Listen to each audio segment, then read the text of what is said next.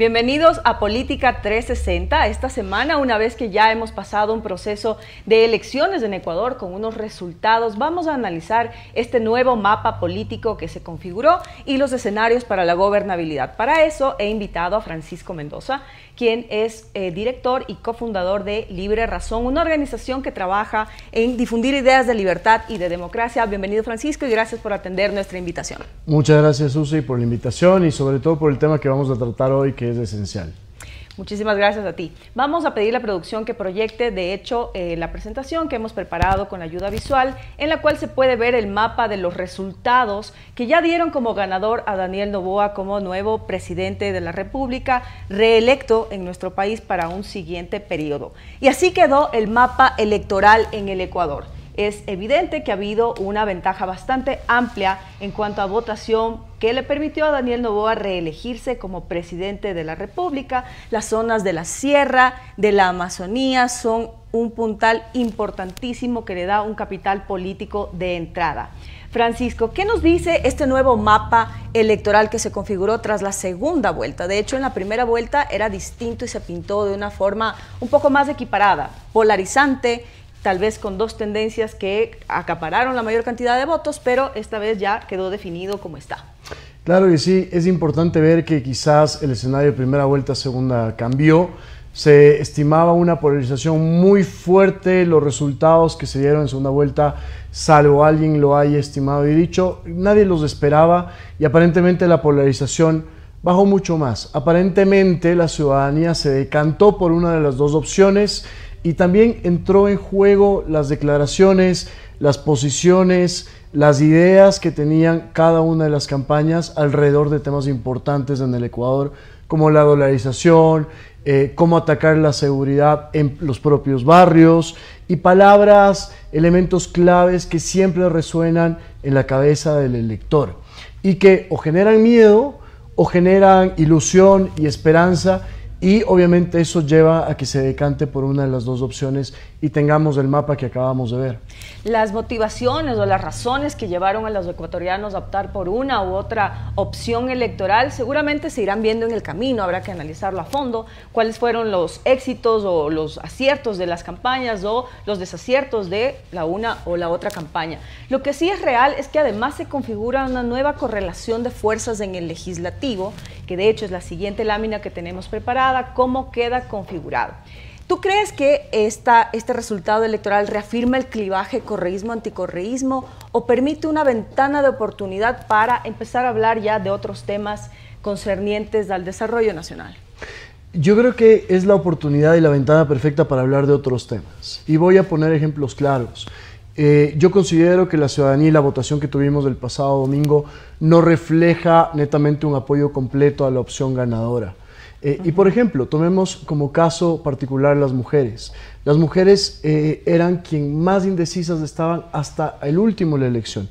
¿Por qué? Porque es un voto más crítico, es un voto más sesudo, es un voto más con argumentos, ¿no es cierto? Y más pragmático. De hecho, hemos analizado que nos orientamos a votar por quienes nos ofrecen temas muy concretos, como temas de servicios sociales, seguridad social, y la economía es muy importante para las mujeres que manejamos el recurso en casa. Especialmente la economía, porque la mujer tiene que evaluar con qué opción política va a estar mejor, con qué opción va a poder crecer. Entonces, eso reconfigura mucho lo que estamos viendo en el mapa, ¿sí? Porque el elector ecuatoriano, por más que apoye a una opción, va a ver los resultados, va a evaluar la gestión que tenga. Eso va a modificar el panorama legislativo, específicamente porque el ecuatoriano siente que necesita paz, tranquilidad y certidumbre. Así que muchos de los números que ven ahí se van a juntar para generar, si no una mayoría calificada, una mayoría absoluta que le permita al presidente, en este caso, gobernar. No sé si con total paz, con tranquilidad sí, pero sí también con una oposición que critique, y yo creo que el ecuatoriano espera que la oposición que se dé en la asamblea sea proactiva, no solamente la crítica destructiva que pone piedras en el camino. Correcto. De hecho, me parece que la ventaja electoral que obtuvo en la segunda vuelta le da una legitimidad de entrada y tal vez un capital político que le permita tomar ciertas decisiones.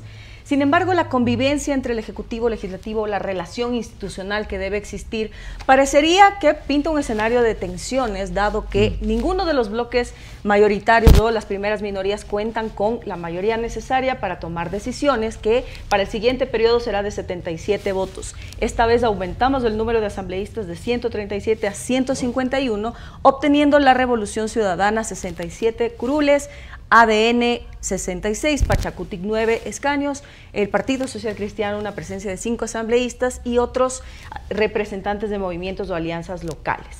Para configurar una mayoría en el legislativo va a ser necesario ineludiblemente el diálogo. ¿Tú crees que el presidente de la República y su equipo político tengan esta claridad de necesidad de construir unos diálogos y unos acuerdos mínimos para que el legislativo no entre en una parálisis institucional que de hecho ya se vivió en una época y le costó muy caro al país? Ya lo vimos, lo evidenciamos en épocas pasadas, no en épocas, en años recientes, pues sí, lo que puede hacer la Asamblea y el daño que le puede hacer al país.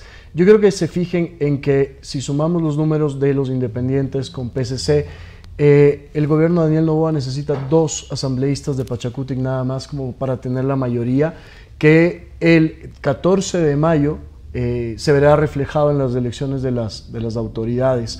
Yo creo además que los asambleístas van a estar muy conscientes de que no se pueden jugar otra oportunidad más. Es la institución con menos credibilidad en años anteriores, tienen que responder al país, y yo quiero volver a las declaraciones de Daniel Noboa el día domingo en la noche, en las que mencionó que el PAS requiere tranquilidad, paz y empleo. Yo creo que esa va a ser la línea de gobierno, al menos por los primeros meses, especialmente con la Asamblea, para llegar a consensos. Y yo creo que, indefectiblemente, muchos asambleístas de otras bancadas se van a sumar a ese llamado, porque el electorado ecuatoriano se ha manifestado en pro de eso, de la tranquilidad, la paz y sobre todo el empleo, que yo creo que es la variable que más se tiene que atacar hoy en día. De hecho, debería partir de ahí un análisis para unos acuerdos mínimos. Tal vez no una agenda legislativa completa, porque obviamente son entidades políticas que representan otras ideologías, tal vez antagónicas en muchos momentos, pero acuerdos mínimos para la empleabilidad, para la seguridad, creo que son necesarios y todos deberíamos apuntar a ese escenario. Otro de los temas que ha tomado fuerza después de la elección es la potencial asamblea constituyente. De hecho, parece que es una propuesta reactiva frente a un escenario legislativo que no le brinda una certeza de control o de mayorías posibles al Ejecutivo en este momento. El hecho de celebrar una asamblea constituyente permitirá al país unos diálogos, unos consensos, o tal vez signifique más incertidumbre. Yo creo que es una ventana de oportunidad para el diálogo amplio con todos los sectores y llegar a un acuerdo de una hoja de ruta como país. Es una opción, como tú bien mencionas, que puede jugar de 2 maneras, o ser una gran oportunidad, o quizás irnos por la parte de la incertidumbre, de volver a hacer borrón y cuenta nueva, tener una nueva constitución. Recuerden que decían que la anterior iba a durar 400 años, 100 años, iba a perdurar por todo el tiempo, y después de apenas 15, 16 años vemos que esto no es tan así. Yo creo que el Ecuador tiene que sanar muchas heridas primero. Yo creo que tiene que recomponerse de muchos golpes que hemos sufrido. Desde el 2009 no hemos tenido un solo año en el cual la parte política está en calma, incluida una pandemia en el 20 y en el 21. Entonces, el Ecuador, antes de proponerse una constituyente, hablo desde el punto de vista del elector, tiene que recomponer y tiene que cerrar muchas brechas que se han abierto. No quiero poner responsables, pero sí que tiene que cerrar. Tiene que sanar muchas cosas primero antes de lanzarse un proceso tan importante. Y ya vimos el caso de Chile, que en una sociedad muy polarizada, en 3 intentos básicamente, no lograron ponerse de acuerdo. Y llegaron a la conclusión de lo que tenían antes quizás era lo más adecuado ahora.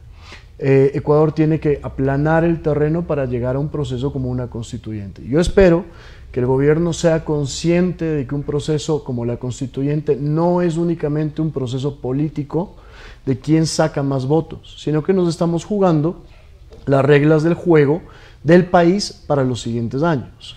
Y eso hay que tomarlo con muchas pinzas, y especialmente porque, e insisto con esto, el ecuatoriano está viendo que hay cierta certidumbre, cierta esperanza, y eso nos conviene mantenerlo a futuro.